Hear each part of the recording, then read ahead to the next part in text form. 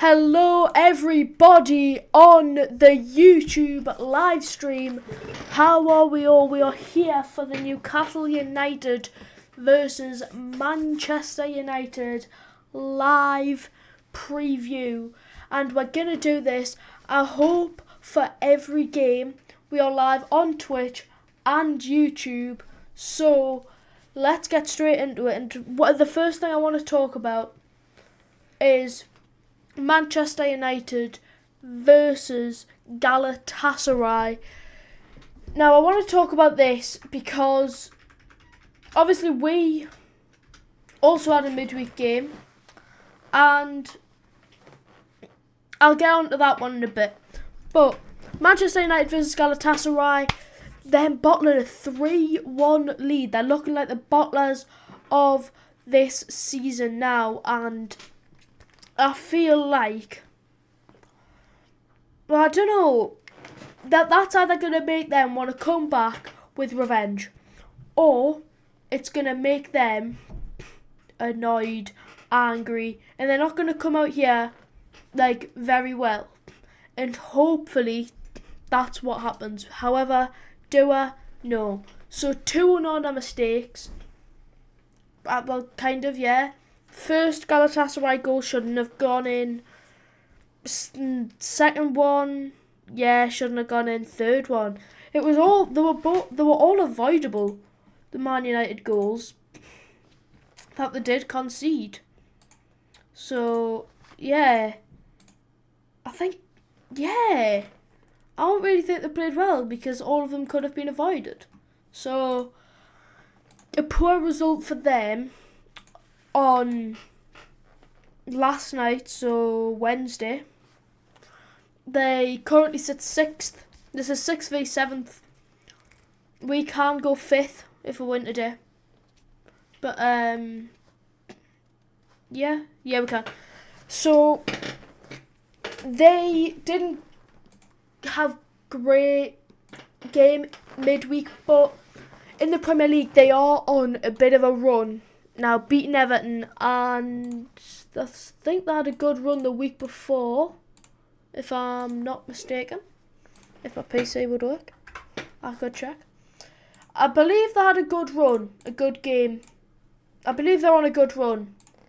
Let me have a look. So, no, they're not on a good run because they got beat from City. No.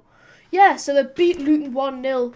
It's not very difficult. Fulham 1-0. That's an okay result. And Everton 3-0. And Galatasaray 3-3. So you could say they're on a bit of a good bit of form. Hopefully Newcastle United can stop it. And on Newcastle United, obviously that 1-1 draw midweek with Paris Saint-Germain, defensively outstanding. Nick Pope, unreal. And realistically, we should have won that game. I mean, you could say, well, no, you didn't because PSG had the more chances, but that's not how football works. They couldn't stick them in the back of the net. They wouldn't have won if it wasn't for a dodgy VAR call. So VAR, yes, did screw over, and it's been proven. UEFA have said, yes, it's the wrong decision.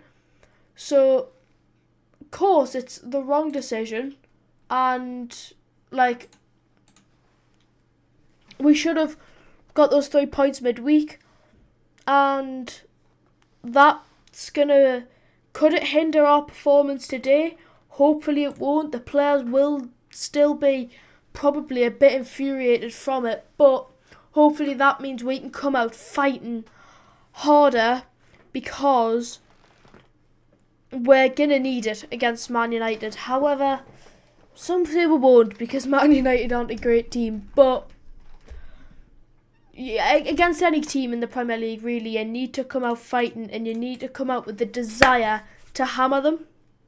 And that, yeah, and I think we will. I think we will come out with that, like, mindset. So, I mean, obviously it's a big game, we all know that, but so was that midweek, and we handled the pressure very well, I felt, and with discipline in front of goal, obviously with Isak taking it. We did quite well. Defensively, superb. Probably did we go into defence too early in the half? Probably, yeah. But what do you expect? It was against PSG. Of course we were going to go in defence quite early. And but yeah, well, of course we were going to go and defend that 1-0 lead, but I've already touched on it, that VAR decision against us, against PSG, was ridiculous. We all know it wasn't the right decision, and that referee has been taken away his Champions League duties.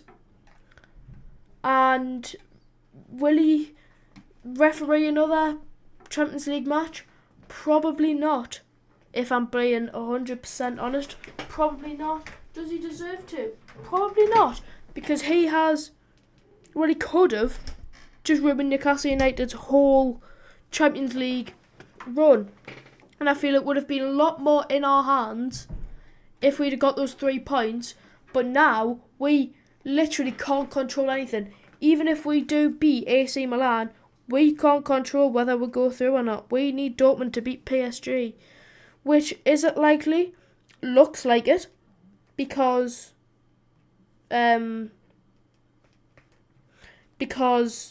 of where they are in the group. However, nobody really knows. Because the Champions League, PSG haven't had a great Champions League, yes.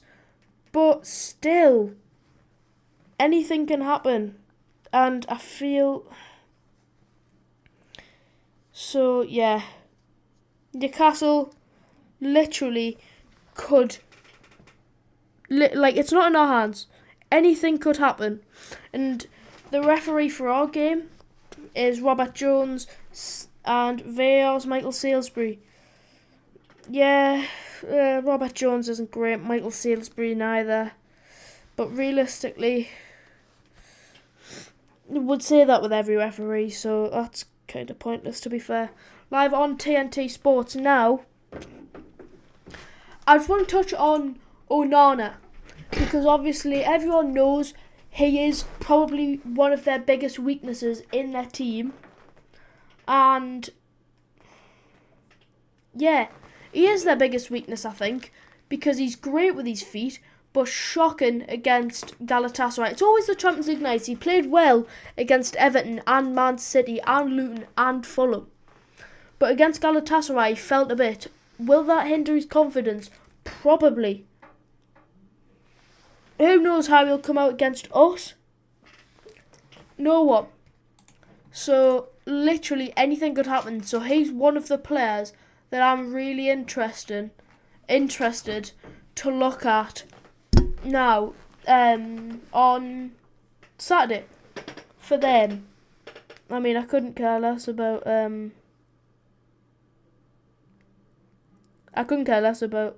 any of their other players, to be fair.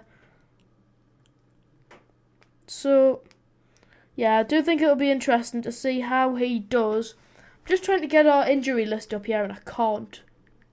So let me just have a look. So obviously Newcastle United still a lot of injuries. So Trippier and Lascelles both are booking away. Yeah, I know how to get the injuries up. Yeah.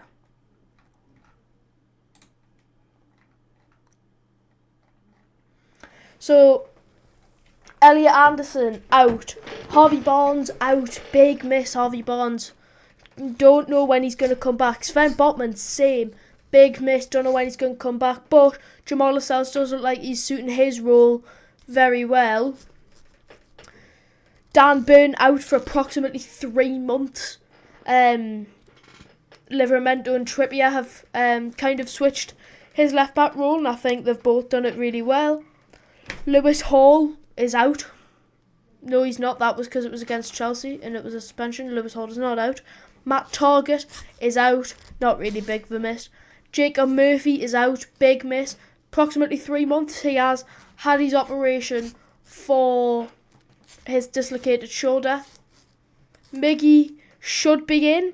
Longstaff, no one knows. Manquillo don't care. Wilson, we're not sure. So we have a lot of injuries, and for Man United, their injury list looks like